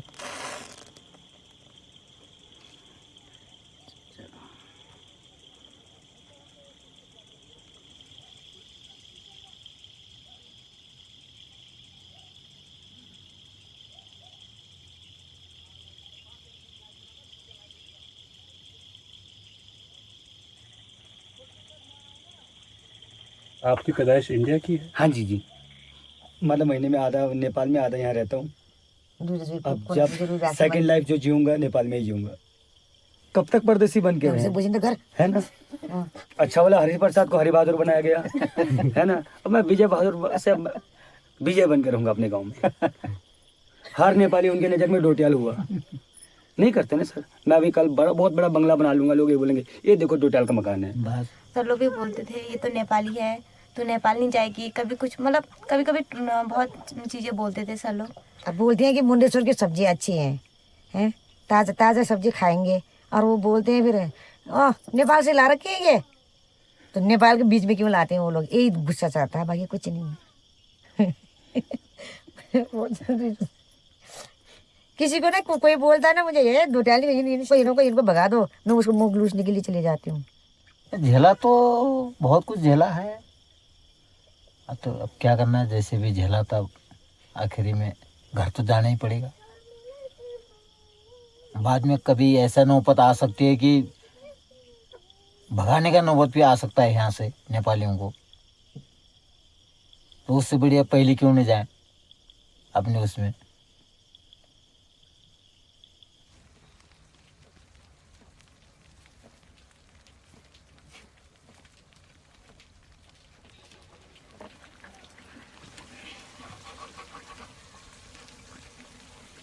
फूफा जी, अब आपके बाद मोती बाग का क्या होगा? ये मेरा विषय थोड़ी है कि मेरे बाद क्या होगा। मेरे बाद क्या होगा वो तो भगवान जाने, ये जाने। हमारी जिम्मेदारी खत्म।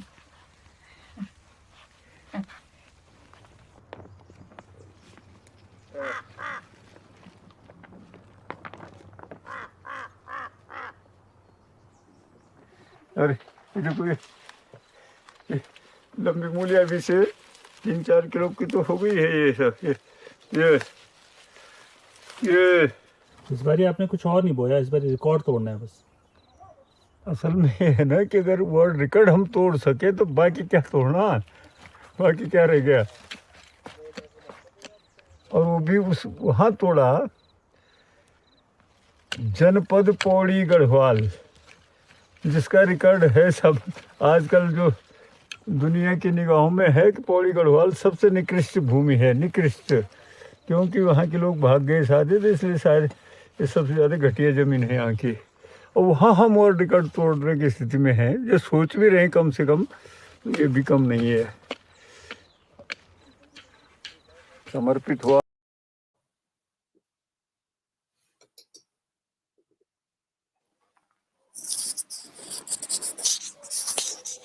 Nirmal, so hopefully he will live to be 100. God bless the man. But it seems that everything hinges around him. Oh no, few things have changed there actually. Soon after the film, Ram Singh and family left for Nepal. Not because they were asked by my uncle, but because Shamkali left him. She said, "I'm fed up of you," and she ran away. And Ram Singh was heartbroken and said, "No, I can't live like this." So eventually, she also joined him in Nepal. So they've been in Nepal. They left before pandemic, and his son has made a homestay there now. His idea is to have homestay and farming and all go hand in hand, and people can come. And so yeah, my uncle still continue to work from 5 till 5 in the evening, and that's what it is.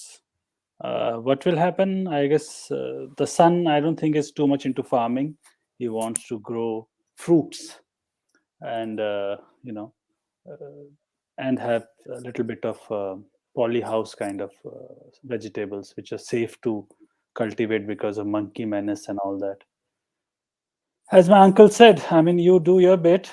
Rest, whatever people want to do. I mean, you can't plan for everybody, So yeah, this is where Moti Bagh stands now. But all that farming without the Nepali family, how is he managing on his own? Because his son is not interested. Is he not doing the farming now? Uncle, no, he does. He does. But his area has reduced. He said, "I can't handle the whole farm." And in any case, with Ram Singh, the arrangement was that you do this bit and I will do mine, and you grow and you earn, and I will not have any say or take in that. But whatever uncle was doing, now even that area has reduced. And so, yeah, I mean, he was last visit that I had 2 months ago, he was saying that for how long I can carry on. And if somebody, a new generation or people want to join me and take over, I would be very happy. But then, yeah, I guess I don't know who will join. And his son is there. Let's see what all he wants. He has his own plans. So he wants to grow medicinal plants and this and that. And, which is, I guess, more rewarding financially. I mean, it just goes to show, you think if there was this kind of agrarian, this enlightened agrarian reform across India, so much could change. I mean, and your uncle actually gives these pointers at various points. One, he talks about consolidating the land. We didn't talk about that, but how you have bits of land here, there, and everywhere. And if there was a way of consolidating it, then it would be easier to work on that land. Or again, this concept that you get daily age workers who till the soil, but you don't pay them a daily wage. You actually let them profit from the land, and then the land will also become far more profitable. So there are all these rahasya are there in this film. If it could only be incorporated at a larger level. Yeah, you raised a very important point here, because The consolidation of land is another major issue which is blocking, say, starting of anything. Because if you have all the scattered land, how do you start anything? Even if you want to start a resource center or something, any kind of business, you can't. But another thing which you rightly pointed out, that if you let people from wherever they want to come, Nepal or other parts of India, and give that land which hasn't been tilled for like 20 years, I mean, there are, stretches out which are lying fallow. I mean, the land is dying. I mean, people, like one of the character who says, the journalist, that all that is going back to the jungle. So, which is okay, good for the environment, and but I think human beings also need to eat. So you need to find a balance. But there is so much of family feud. No one wants to give their land. Land is such a important thing in humans' life. No, the whole war is fought over land. So people will not give it. They will let it die and let it be the way it is, and it's lying for years and years, but they will not share it. So I guess I think we'll all have to come out of this thing of greed and my thing, family possession. But we are fighting basic human nature here after some point. Well, I think we can wrap up there. Thank you for this wonderful film, Nirmal. And it's a film that will definitely stay with me. There's no question. Happy to see it several more times. I'm glad it worked for you, and I'm glad we could talk about it, whatever little I remember of the process, So yeah, I mean, as a filmmaker, if you ask me to do this again, whether I will, it happens, in documentary, a situation happens and you're there, and you just remember it for your life and share it wherever and whenever you can. So thank you, Lalit. Thank you for making this happen. Thanks, Nirmal, and thanks, wonderful film, and thanks, Nilita, for this great conversation, and for showing us all these very important scenes and sort of really discussing the significance of them, because I think it really helps to to really communicate the film in many ways to all of us. So we really enjoyed this discussion. Thank you so much. I'm going to now move this over. We have some questions from our audience. I'm just going to, some are in the nature of comments, which I'm just going to read out, and some are in the nature of questions for Nirmal. So Aju John says and asks, the story of out-migration from Uttarakhand is an old and relentless one. For you, is Vidyadutt ji merely slowing down the inevitable? The film frames his struggle as a heroic but inevitable failure, and the film hits hopeful notes. But did it feel discordant? I think one should be hopeful, I would imagine, in life. And I do see him as a solution. Whether a lot of people are following, I mean, there are, especially after the film, a lot of people have come back to him and said that we want to start farming and tell us a way out. And that's where the consolidation of land issue comes into the whole, how to get anybody going if you don't have enough land to start anything. And as I said, pandemic also has helped a bit. I don't know for how long.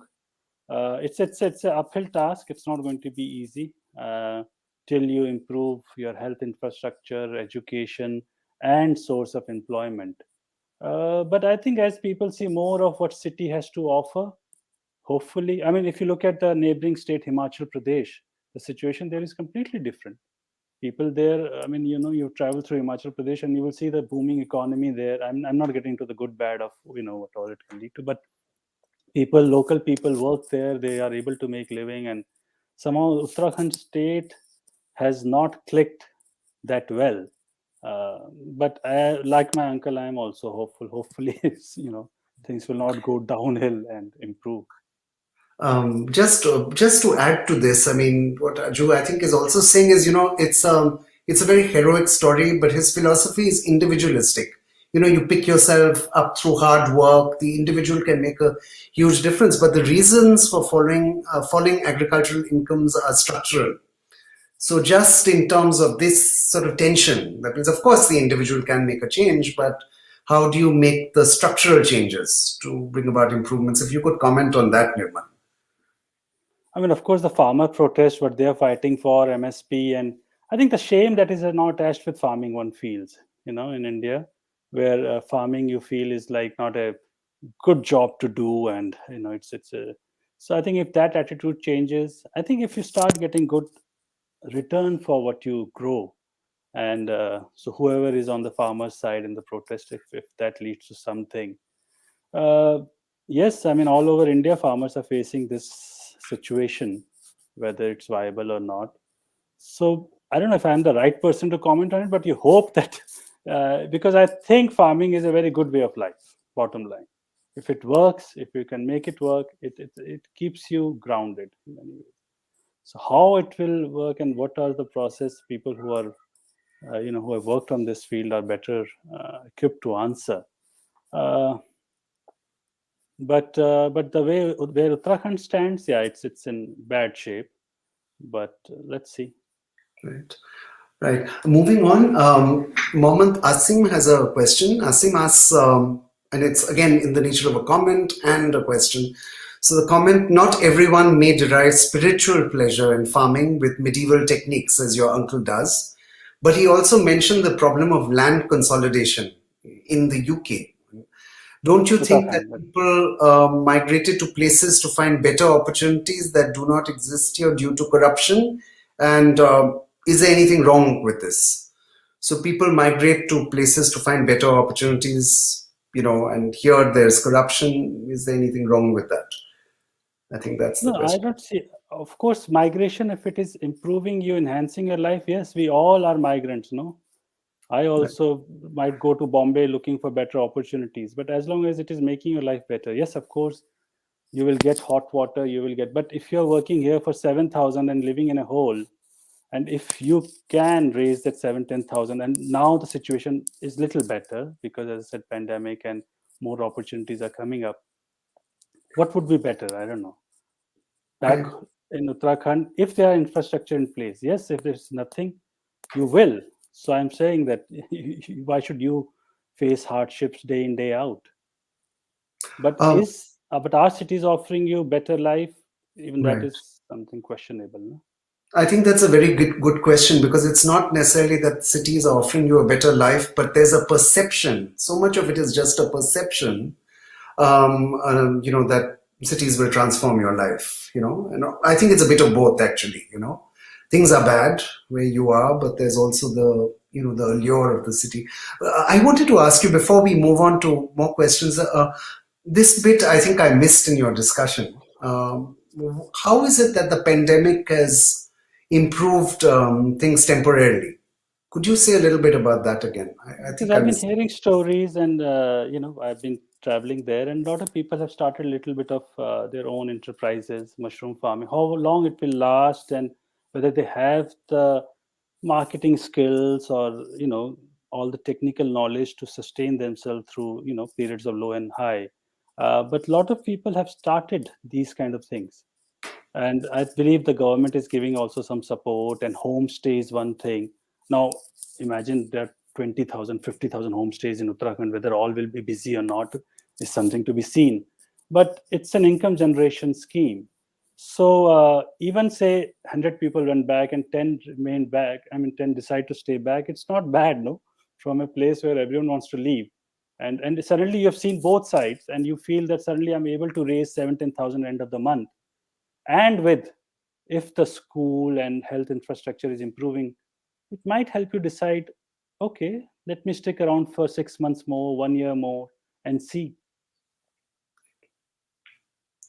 Right. Thanks so much for that, Nirmal. I'm going to now there are a series of questions from Shubham Singh, and I'm going to start with his comment at the end. And he says, I really enjoyed the film. It was amazing, and I'm sorry to bother you with so many questions. So you're going to ask the so many questions and the comments also. So he starts with a significant number of people belonging to the generation that is currently in their late 50s joined the army infantry in their youth, and therefore were posted very far away from the village. I think, in fact, you refer to it in the film as well. Could this be another factor that triggered migration out of the villages, since their sons, daughters were exposed to a completely different lifestyle and found greater comfort, attraction in the busy city town life than mountainous villages that they seldom visited? Must have. I said in the conversation with Nilita that It did. I mean, in 70s, my father was in Air Force. I mean, his mother and other family members were in village, and my father traveled, and we never went back. I mean, I only started going back to my village post graduation, when I said I want to reconnect and all that. So we stayed out. We are those people who left. So yes, I completely I agree that would have helped. Because of, again, that lack of infrastructure, education, health, that prompted people like my father to stay out of Uttarakhand and find a life here in cities. So yes, and a lot of these people who went to defense forces, when they earned their money, got their money, they built their homes not necessarily in their villages but in cities like Dehradun, Nainital, because of, again, same old thing of better education, health, and infrastructure. Right. So they left their villages and they are lying abandoned and all that. I'm not blaming anyone. I'm just looks on the face of it, it's a sensible thing to do, because why would you go through this hardship day in, day out? Right. So, yeah, good point. Just picking up again from Shubham's next question is, at some point in the film, Vidyadutt ji sings about how he considers himself as an odd one. Does he feel that very few from the younger generation share his views and values on how to live a respectful, hardworking, and self-sufficient life through reaping the fruits of one's physical labor? So, I mean, he does, obviously, he does. I mean, even his son is not going to farm. He's happy running a homestay and growing fruits, Right. which is easy to do. Then every day, put your hands in the soil and dirty them, or so-called dirty them. That's how people see it. And, so yes, it's true.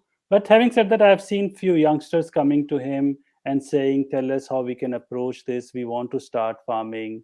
And, if we can buy land. So he will always tell them, please go and find a huge chunk of land before you come back. Otherwise, you won't be able to even farm. No? Well, how do you farm if one piece of land is here and one is there, and there are wild boars there and monkeys here? How will you guard your land? So, but he's somebody who feels disappointed, but it doesn't, like, he's not down with it. No, he's not feeling depressed or anything. He continues carrying on, eternal hopeful. Life has to go on, and you have to make sense of it for yourself first, then for others later, I guess. Nirmal, I'm going to continue with Shubham's next question, but before that, when your uncle talks about the consolidation of land, what exactly does he have in mind? Because I totally get the point that there are fields that are scattered and productivity is naturally affected. But consolidation can mean many different things, including some big corporations can have particular visions about consolidation of land. But what is his ideal? Is what I'd like to know more about. It's a legal issue. The government has to approve the law. Where, say, early days, a village was full of people, so everyone was cultivating. So if I had a piece of land here, and next to my land is your piece, and then somebody else's, and then that's how it was distributed or whatever. But as years went on and people left the village, and whoever left behind, earlier you could easily manage your land and safeguard it because everyone was working. So even if you're not working in the field and somebody else is, monkeys came, so you will drive them away. Somebody else will do it for you. Okay. But now, if you are the only one cultivating and you have a land here and then up the hill and down the hill, you can't run. No? So, but the land in between belongs to somebody else. Now, either you have to buy it from them, but that is not possible because that piece of land belongs to a family which has, say, 4 siblings. So all of them have to agree to sell that piece of land to you. And that is not going to happen because they all have different reasons not to sell it. So the government has to step in and say that if you have not cultivated for last 20 years, you have not used it, we will take it and we will give it to anybody who is interested on lease or whatever. So it's a huge political issue also in Uttarakhand. Right. Continuing with Shubham's next question is from the film. It certainly seems that the Pradhan Mantri Ujjwal Yojana hasn't reached Moti Bagh yet. But what about other subsidy schemes? Like he mentions one promoting aquaponics, etc. So other subsidy schemes or the Pradhan Mantri Ujjwal Yojana, I mean, if you just want to Yeah, I add. must have reached. They already have a cylinder, so I don't know. Ujjwala Yojana is a cylinder thing. Right. Cylinder. Yeah, it has reached, but a lot of people use both. Wood-fired cooking is also very delicious. So a lot of people use. He still uses it. Right. And I'm sure other schemes are there. The Nal Jal Pariyojana is there, and Right. Okay, great. And I think this is probably the last question from Shubham. Now that more and more people are moving away from the village, encounters with wildlife become more and more frequent. Villagers are losing their produce and cattle in greater proportions now than ever. While the government talks about preserving wildlife, has there been any policy implemented to rescue them from this alarming situation? And as an example, he says, as he mentions in the film, now it's the cattle, later it will be us who the leopard will take away. So really, I mean, I don't think there is any. No, I mean, I think for wild boar, you can take permission if they enter your fields. You can take permission to kill them. But monkeys, I don't think you can. But wild boars, you can. You have to take permission from the forest department or appropriate authority. But leopard and all that, you can't. Right. Leopard, or depending on if you are in Jim Corbett area, the tigers and all that you can't touch. So like a lot of people say that there are so much money and policy, everything for the wildlife, but nothing for the human beings. How to tackle these wildlife issues. Right. Nirmal, thank you so much. And I'm just going to, in fact, turn it to you and Nilita for last comments. But I just wanted to say what Nilita also said in the beginning when she was sort of talking about the film, that it's in this one film through this portrayal, this very intimate portrayal of your uncle Vidyadutt Sharma, that and his story, so many different important issues and aspects just come out in this film, which I think and even from the kinds of questions we've had, I think it's a great testament to that, right? Thank you so much for this, and thank you so much, Nilita, for just really embellishing this film with this conversation. Yeah, I'm just going to hand it over to you guys for last comments, and then we will just end with, I'll just like to make an announcement for the next film, but just over to you, Nilita. Yeah. So Nirmal, I just want to say that I've seen now 4 of your films, and they're all so incredibly different from one another, and that's what I love, I think, about your filmmaking. I mean, especially this film compared to the Begum Akhtar film, which is so stylized and mannered, and this one is just so spontaneous and in the moment. So I was wondering if we could end maybe with you talking about your next film, which is on the Gurcharan Das, the potter. And this is somebody who's no longer alive. So you're going to be making a biopic of someone long gone. And that'll take a completely different form, I'm sure, much more expository, expert interviews, etc. So if you could talk just a little bit about your next project. I mean, I'm still in the process of figuring that film, although I've shot 70-80% of that film. I'm still figuring out my style. Yeah, as you said, it is since he's long gone, and he died in 95 at the age of 99. So just imagine how long he lived, and the time we are talking about, pre-partition, and all those. So it's a lot of research work, and he was a potter who went to Japan to learn pottery. So I think stylistically, information-wise, facts, and that is one part, but how to bring it all together, and for me, emotionally, make it work emotionally, so that you connect with the idea of pottery, and the idea of, as we all know, the idea of soil, sand, clay, human being, also the body made out of sand and earth and all that. So for me, finally, that is what I want to take the audience towards, rather than just give you in detail about what this person did, which of course is central to the film in many ways, but finally where you reach with it. So that's my attempt, trying to do it.